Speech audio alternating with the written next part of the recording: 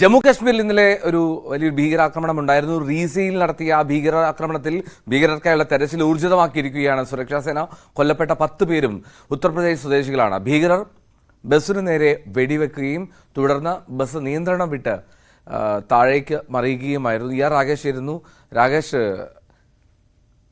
വളരെ നിർണായകമായിട്ടുള്ള രാഷ്ട്രീയ പ്രാധാന്യമുള്ള ദിനത്തിൽ ഇത്തരത്തിലൊരു ഭീകരാക്രമണം അത് വലിയ തോതിൽ അത് കണക്കാക്കപ്പെടുകയും ചെയ്യും. ഈ ബസ്സിൽ ഉണ്ടായിരുന്ന എല്ലാവരുടെയും ബാക്കിയുള്ളവരുടെ പരിക്കുകൾ അത് ഗുരുതരമായിട്ടുള്ള പരിക്കുകൾ ഇല്ലല്ലോ?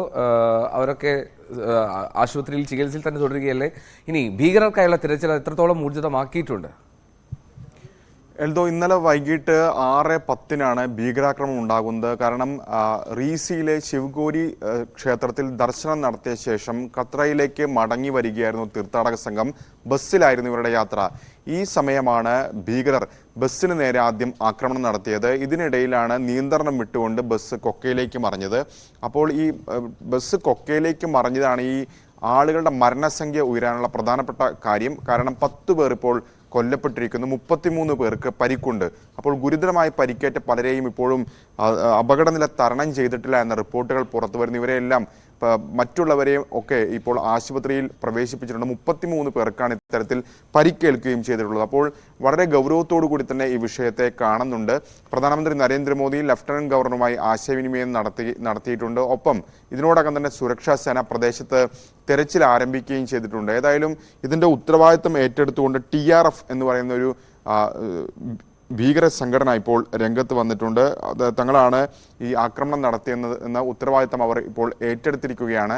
ഏതായാലും ജമ്മു കശ്മീർ പോലീസ് ഇപ്പോൾ ആവർത്തിച്ച് വ്യക്തമാക്കിയിരിക്കുന്നത് 70-80 ഭീകരർ ഇത്തരത്തിൽ പാകിസ്ഥാനിൽ നിന്ന് ഇന്ത്യയിലേക്ക് നുഴഞ്ഞു കയറിയിട്ടുണ്ട് എന്നാണ് ഇപ്പോൾ ജമ്മു കശ്മീർ DGP പ്രതികരിച്ചിരിക്കുന്നത്. അത് വളരെ ഗൗരവത്തോടു കൂടി കാണേണ്ട വിഷയം കൂടിയാണ്.